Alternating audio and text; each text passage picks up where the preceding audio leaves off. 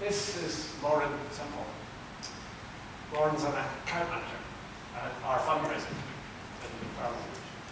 She was for 7 years a telephone fundraiser.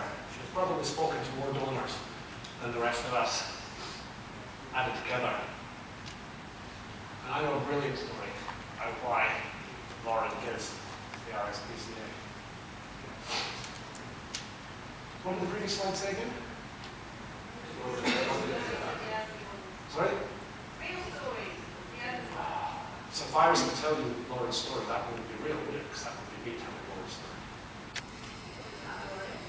Is it? Well, I can make it more real, couldn't I? Lauren. Ladies and gentlemen, Lauren Semple.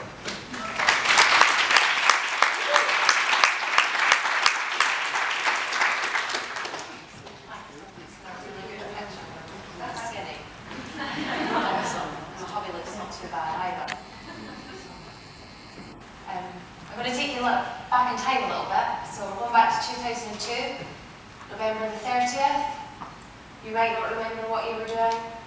I certainly do. I just turned 17 and I was working a 10-hour shift, and I was really looking forward to a night out with my mates to celebrate my birthday. 2 hours into my shift, I was ushered through the back by my manager, and my uncle was waiting. And I had to get to the hospital. 24 hours later, I held my mum's hand as she took her last breath. She was 48 years old. That was just the beginning. I had no idea about the journey I was about to go on. I went to visit my mum at the funeral parlour a few days later. It might sound strange and maybe a little bit creepy to you, but she just looked so beautiful. Not a trace of her ill health at all. I just stared at her for ages, and then I placed a letter that I wrote, and her favourite chocolate gingers in beside her.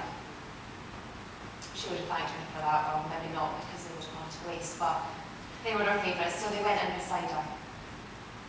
And then I touched her hand, and I kissed her cheek.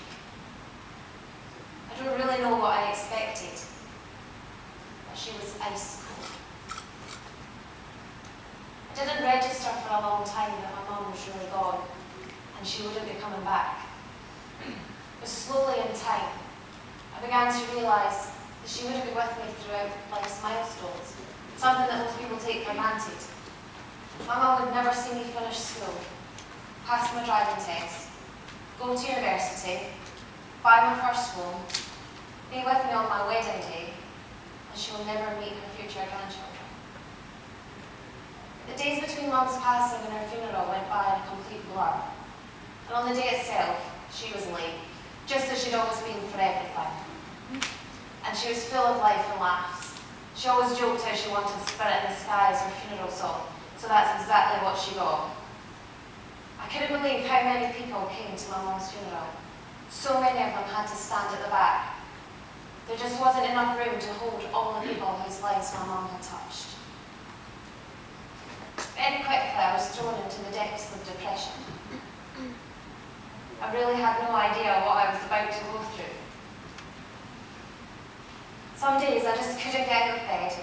I would just lie there, stare at the walls, sob all day long. And on other days I was so angry at my mum for leaving me. I just couldn't even think about her sometimes. I blamed her. See, what you don't realise is that after the funeral, that's when everybody disappears. I went back to school 3 weeks after my mum died to sit my exams, and I noticed that my friends turned away from me. Classmates would whisper and look the other way as I walked past. I can't tell you the loneliness that I felt. And that's when everything changed for me. I realised I had nobody to turn to. My sister had moved out. My dad wasn't around much. I was so isolated. The only way I could relieve myself of the pain, even just for a moment, was by self-harming. I just felt an immediate sense of relief, total sense of calm. It was so easy to hide.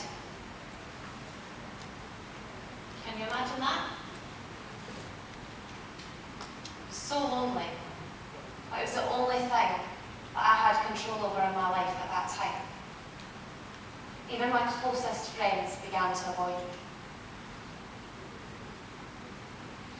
I did keep one friend though. She was amazing. She stood by me throughout the whole time. We would just spend hours together, just sitting next to each other, staring into each other's eyes. I knew exactly how she was feeling and she knew exactly how I felt. She never judged me, she just accepted me as the way I was. Even though I wasn't the same person I used to be, she never left my side. And that friend of mine was my cat, Suki. We'd had her since I was 10. Suki was really Mum's cat, and when Mum was ill, they would spend hours together. And after Mum passed away, Suki would sit on the windowsill and stare out the window for hours. She did this for weeks. I just knew that she was waiting for Mum. What I also noticed that as I found release in self-harming, Suki did too. She started pulling out clumps of her fur, licking herself obsessively, pacing the house. It was only when I took Suki to the vets and I was told that she was suffering from stress, I realised that I needed help too. Had been cutting myself for around 3 years, and it was only at that moment, thanks to Suki, I finally went to the doctor and opened up about the way I was feeling. Don't get me wrong though, anybody who's been through depression knows it is a long and hard road, one which never really goes away. But as I gradually began to feel a little better, I noticed that Suki did too. Her fur started to grow back, and she slowly regained her appetite. And in time, she was the same playful Suki I had known before.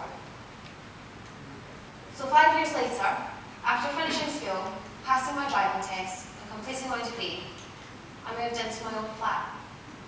Of course, I took Suki with me, and we remained incredibly close.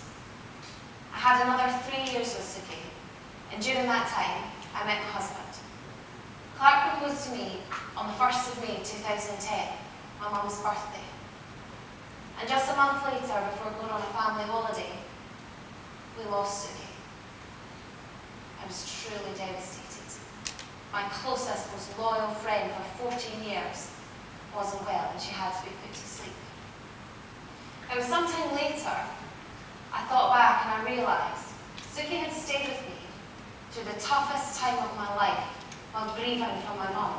She never ever left my side. But only when she knew that I was happy again and I was being looked after. She knew her work was done and she could go back to my mum. And this is why I love animals. If you know me, you know I love animals more than people. Sorry. And why I give to the RSPCA and Scottish SPCA.